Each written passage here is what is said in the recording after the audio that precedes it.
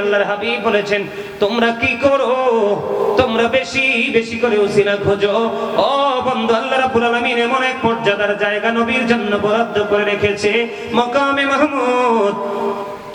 এটার অংশীদার আর কেউ হবে না, একমাত্র এটার দাবিদার, এটার যোগ্য, এটা রাসূলের জন্য আল্লাহ বরাদ্দ করে দিয়েছে। জোরে জোরে বলেন না সুবহানাল্লাহ। সুবহানাল্লাহ আলহামদুলিল্লাহ লা ইলাহা ইল্লাল্লাহ। সুবহানাল্লাহ আলহামদুলিল্লাহ লা ইলাহা ইল্লাল্লাহ।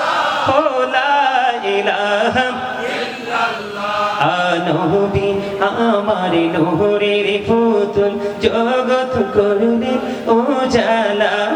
নবী আমার নূরের পুতুল, জগৎ করুণে উজালা। রোজ হাসরে করবেন তিনি উম্মতের ফয়সালা। সুবহানাল্লাহ আলহামদুলিল্লাহ সুবহানাল্লাহ আলহামদুলিল্লাহ লা ইলাহা ইল্লাল্লাহ লা ইলাহা ইল্লাল্লাহ। মহব্বতে লা ইলাহা ইল্লাল্লাহ।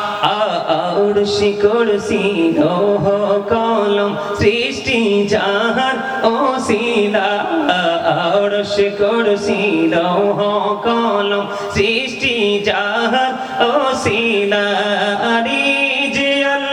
খুশি হইয়া নাম রাখলেন হাবিবুল্লাহ। সুবহানাল্লাহ আলহামদুলিল্লাহ লা ইলাহা ইল্লাল্লাহ লা ইলাহা ইল্লাল্লাহ। শাহাদাতের বাণী ঠোঁটে আসিলেন কামলি বলা। শাহাদাতের বাণী ঠোঁটে আসিলেন কামলি বলা। মক্কাতে ফুটিল রবি নূরে মিন নূরে আলা। সুবহানাল্লাহ আলহামদুলিল্লাহ লা ইলাহা ইল্লাল্লাহ লা ইলাহা নামের সাথে নাম মিশাইয়া যারে আল্লাহ পাঠাইলা। নামের সাথে নাম মিশাইয়া যারে আল্লাহ পাঠাইলা। যে আল্লাহ দুস্ত বলে তাহার প্রেমে মজিলা। সুবহানাল্লাহ আলহামদুলিল্লাহ মহব্বতে ও সুবহানাল্লাহ আলহামদুলিল্লাহ লা ইলাহা ইল্লাল্লাহ মুহাম্মাদুর রাসূলুল্লাহ সাল্লাল্লাহু আলাইহি ওয়াসাল্লাম। জোরে জোরে বলুন আলহামদুলিল্লাহ। আপনারা কি ক্লান্ত হয়ে পড়ছেন নাকি একদম স্ট্রং আছেন? স্ট্রং। সুবহানাল্লাহর জিকিরটা তো মজা হয় নাই। খাবারে লবণ না দিলে কি খাবার খাওয়া যায়? কেন? আরে লবণ হয় নাই তো আমিই কইছি, পরেরটা কি হয়? কোন কি হয় না? মজা হয় নাই যে আমার স্বাস্থ্য ভাই এতক্ষণে ঠিক কথা কইছে, এমনি কথা কইতে হইবে। কি লবণ না দিলে খাবার মজা, মজা না হইলে খাওয়াও। কারণ এইটা যেই বাটপারের বাটপার, এটা অনেক বড় টাউট। আরে বাপরে বাপ, কি লাইলেও কাজ হবে না, মজা না লাগলে ক্রসিং করবে না, টাউট করে দিবে। ঠিক না বেটি? আরে যারা বলেন ঠিক। লবণ ছাড়া যেমনি খাবার খাওয়া যায় না, কারণ লবণ না দিলে স্বাদ হয় না, ঠিক তেমনি ভাবে প্রেম ছাড়া কখনোই আমল মজা লাগবে না। আর আমল যতক্ষণ মজা না লাগবে, আপনাকে কেউ আমলের দিকে ঢুকাইতে পারবে না। এই জন্য আমলের আগে প্রেমের বাজারে আসেন। কোথায় আসেন? আরে যারা বলেন আশারায়ে মুবাশশারা 10 জন যে জান্নাতের খবর পাইছে, এই জান্নাতের 10 জন খবর পাইছে, এর মধ্যে প্রথম আবু বকর। আরে যারা বলেন ঠিক না ঠিক? আরে যারা বলেন সেকেন্ড কে? ওমর। থার্ড কে? হযরত উসমান। ঠিক না বেশি? এরপরে চতুর্থ নম্বরে কে? হযরত আলী, আমি একটা গজল লিখেছি বন্ধু, আমি কিন্তু একজন রাইটার, অনেক লিখেছি। কয়দিন পরে দেখবেন হয়তো আগামী 2-1 মাসের মধ্যে আমার লেখা কিতাব বের হবে ইনশাআল্লাহ। আলহামদুলিল্লাহ কয় না?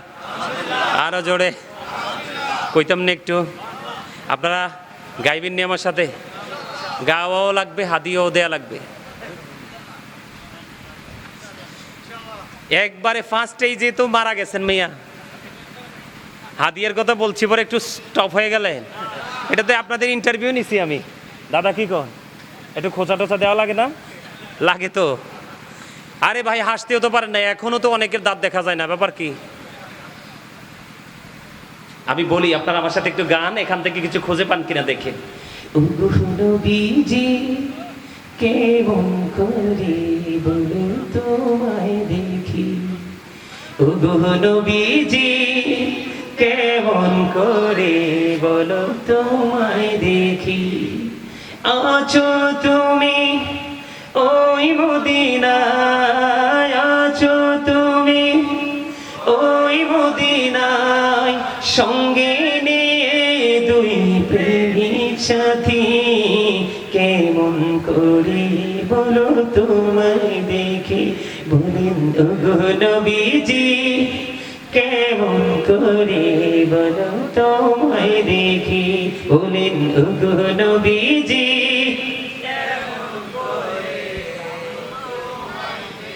আমি 2-3 বার করে বারবার এই জন্য এটাকে রিপ্লাই করছি যেন আপনাদের বলতে সহজ হয়। আপনারা মৌমাছি যখন গুনগুন করে মধু আহরণ করতে যায় তখনকার শব্দটা কি শোনেন? এটার মধ্যে কি বিন্দু পরিমাণ কোনো 19-20 আছে? এটার মধ্যে কি কোনো ডিস্টেন্স করার সুযোগ আছে? একেবারে সমন্বয় করে তারা কি করে যায়, আসে, গুনগুন করে যায়। আর এই গুনগুন হলো নবীর প্রেমের দুরূদ। এই কারণে মনে রাখেন, আজকে একটা ওয়াজ শুনে রাখেন।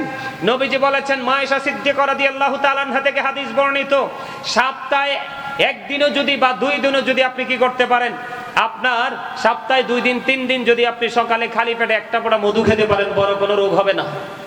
কালো জিরা খেতে পারেন, কোনো রোগ হবে না। কিন্তু এখন কৃত্রিম পদ্ধতিতে মধু বের করা হয়, এই মধুতে কোনো শেফা নেই। যেটা অরিজিনাল ন্যাচারাল ভাষা থেকে ভাঙা হয় সেটা হলো মধু। কারণ মধু হয় তখন যখন মৌমাছির জবানে নবীজির দুরূদের মাধ্যমে এটা আনা হয়, তখন। জোরে বলেন ঠিক না ঠিক? কথা কি বলছেন? আমার সাথে গান সবাই মৌমাছির মতো গুনগুন করি।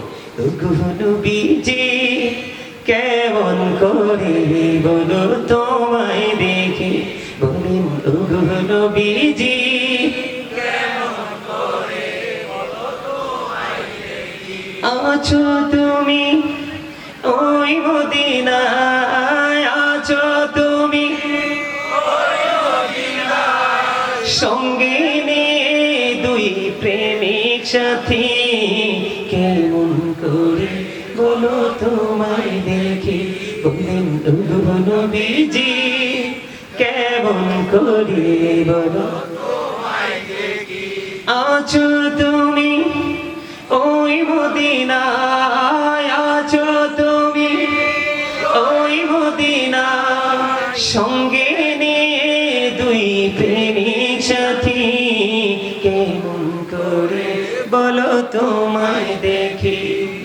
দেখার আশা আমার মনে পুষে রেখেছি যতন করে, বলেন দেখার আশা আমার মনে পুষে রেখেছি যতন করে, পাই যদি গো নবী তোমার দিদার, শীতল হবে মোর দুটি আখি, কেমন করে বলো তোমায় দেখে, বলেন ওগো নবীজি কেমন করে বলো তোমায় দেখে। মারহাবা, মোটামুটি সুন্দর হয়েছে না? হ্যাঁ, আরেকটু সুন্দর করতে হবে। আপনারা চাইলে আমি মাঝে মাঝে আরো গজল গাইবো, অনেক লিখেছি। আল্লাহর মদিনাওয়ালার নেগায় আল্লাহ কলম ধরার ক্ষমতা দিয়েছে, আমিন বলেন। আরো যারা বলেন আমিন। আরেকটা গাইবো, একটু খাইবো, বেশি না কিন্তু, পরে আবার আলোচনা ঢুকবো, শুনবেন তো? পারলে আমার সাথে গাইবেন। ওই গজলটা লিখেছিলাম রাত্র প্রায় 2টা থেকে 2:30। হঠাৎ করে ঘুম ভাঙলো, আমার হৃদয়ে সেই প্রেমের উত্তাল ঢেউ শুরু হলো। তাৎক্ষণিকভাবে খাতা কলম নিলাম, এই মানে এই বসাতেই গজলটা লেখা কমপ্লিট করেছি। আমার লেখা শেষে দেখলাম আমার 2 চোখ দিয়ে পানি, বালিশ ভিজে গেছে। মানে এই গজলটা যখন আমি লিখেছিলাম আমি এত বেশি আবেগ আপ্লুত হয়েছিলাম, আমি এই মুহূর্তটা কাউকে বলে বোঝাতে পারবো না। এই তো যে সুন্দর নূর নবীজি, নামটি মধুমাখা, তুমি ছাড়া শূন্য জীবন, আমি যে বড় একা। বলেন এই তো যে সুন্দর নূর নবীজি, নামটি মধুমাখা, তুমি ছাড়া শূন্য জীবন, আমি যে বড় একা। পথে আছি আমি, বলেন পথে আছি আমি, কবে দিবা দেখা। এত যে সুন্দর নূর নবীজি, নামটি মধুমাখা, প্রেমিকী ছিলেন হাবুসির বেলা, চেহারা তার কালো। প্রেমিকী ছিলেন হাবুসির বেলা, চেহারা তার কালো। হৃদয় জোরে ছিল গো রাসূল, তোমার প্রেমের আলো। নবীর প্রেমের ইতিহাসে, বলেন নবীর প্রেমের ইতিহাসে এই নামটি আছে লেখা। এত যে সুন্দর নূর নবীজি, নামটি মধুমাখা। মারহাবা। এই গজলটা আমি লিখেছিলাম কাঁদতে কাঁদতে, কারণ আমি তো নবীর উম্মত দাবি করি। আমি কতটুকু প্রেম করতে পেরেছি। হযরত বেলালকে নবীজি প্রশ্ন করলেন, বেলাল এখনো পৃথিবীতে? নবীজি মেরাজে গেছেন। নবীজি মেরাজে যাওয়ার পরে জান্নাতের মধ্যে নজর দিয়ে দেখলেন একটা কদমের ছাপ দেখা যায়। কেমন করে চিনতে পারবো গো নবীজি কোথায় আছে? মানে এটা আমাদের শিক্ষার জন্য বলা। আসলে কি ফেরেশতারা জানে না? আল্লাহ কি বুঝে না? ফেরেশতারা যখন প্রশ্ন করলেন, তোমরা যাও গো যাও, ওই লেওয়ায়ে হামদ বড় নিয়ে যখন চলে গেলেন, নবীজি কিন্তু বলেছে আমাকে সর্বপ্রথম দুলা সাজিয়ে তোলা হবে। কি সাজিয়ে তোলা হবে? দুলা সাজানো হবে, সর্বোচ্চ ভিআইপি দুলা সাজানো হবে, যেটা অন্য কাউকে দেওয়া হবে না। বন্ধুরে আমার দিকে তাকান। এখন ফেরেশতারা দেখতে পাবে আমার নবীজির পবিত্র রওজা মুবারক থেকে একটা নূরের রশি আল্লাহর আরশের দিকে যুক্ত। তখন ফেরেশতারা চলে আসবে, ফেরেশতারা চলে আসবে, ইয়া রাসূলুল্লাহ, ইয়া হাবিবাল্লাহ, নবী গো, ও প্রাণের নবী, আপনি বোরাকে সওয়ার হন, লেওয়ায়ে হামদ আপনি গ্রহণ করুন। এবার আমার নবী উত্তর দিবে, না না না না, আমার উম্মতগুলোকে ফুলচেরাতের ফুলের উপর ছেড়ে দিয়ে তোমরা এসেছো আমার জন্য ভোরাক নিয়ে, আমি গ্রহণ করব না। এবার ওই ফেরেশতারা বলবে, ইয়া রাসূলুল্লাহ, নবী গো, এখনো তো পুনরুত্থানের সিংহা বাজানো হয়নি, কেমন করে গো আপনার উম্মতগুলোকে আমরা ফুলচেরাতের ফুলের উপর ছেড়ে দিয়ে আসবো? বন্ধু, এখানে আমি আপনাদেরকে আরেকটা মজার খবর দিব। আপনাদেরকে ফুলচেরাত যেহেতু এসেছে, ফুলচেরাতের ফুলটা হবে বন্ধু 30,000 বছরের রাস্তা। এটা চুলের চাইতে চিকন হবে, হীরার চাইতে দাঁড় হবে, নিচের দিক দিয়ে আগুনটা উদিত থাকবে, উপর দিক দিয়ে আগুনটা ঝুলন্ত অবস্থায় থাকবে। জিবরাইল কথা দিয়েছে, ও নবীর প্রেমিকারা, আমি বুড়া বলি না, আমি বুড়া বুঝি না, জওয়ান বুঝি না, তরুণ বুঝি না, তরুণী বুঝি না, শিক্ষিত বুঝি না, অশিক্ষিত বুঝি না, আমি জ্ঞানী বুঝি না, জ্ঞানহীন বুঝি না, আমি বুঝি নবীর ভালোবাসার প্রেম। তুমি যদি সারাটা জীবন প্রাণ ভরে নবীর প্রেমের দরুদ পড়তে পারো, নবীর সাথে প্রেমের ডুরি লাগাইতে পারো, আমি জিবরাইল কথা দিলাম রে, আমি নিজে দায়িত্ব নিয়ে ফুলচেরাতের ফুলটা পার করে দেব। জোরে জোরে বলেন না সুবহানাল্লাহ। আরে জোরে বলেন সুবহানাল্লাহ। বন্ধুরি আমার, এবারে কি করবেন?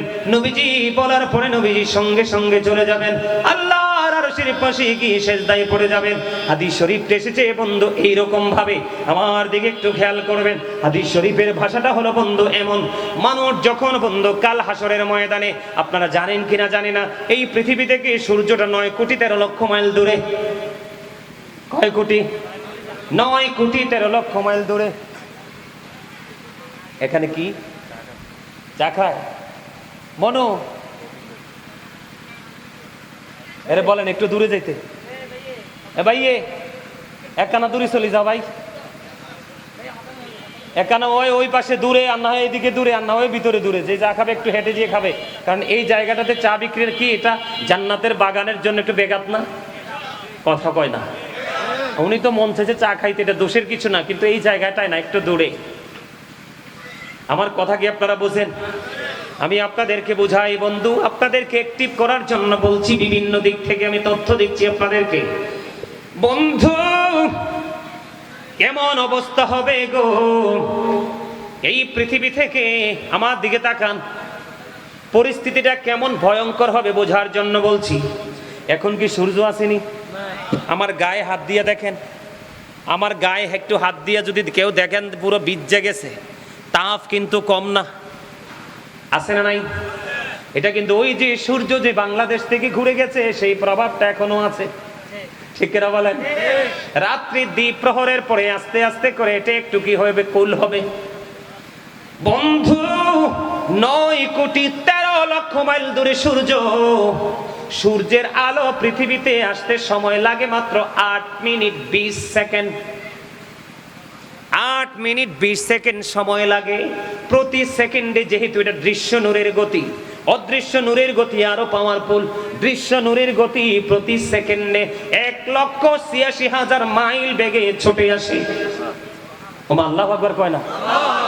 আপনারা কি জীবনে শোনেন নাই? আজকে ফার্স্ট। হ্যাঁ, এত এত এত সুন্দর খবর শোনার পরে সুবহানাল্লাহ জোরে বলতে হয় না? আরে জোরে বলেন না। আপনারা কি এটা সহজ মনে করছেন?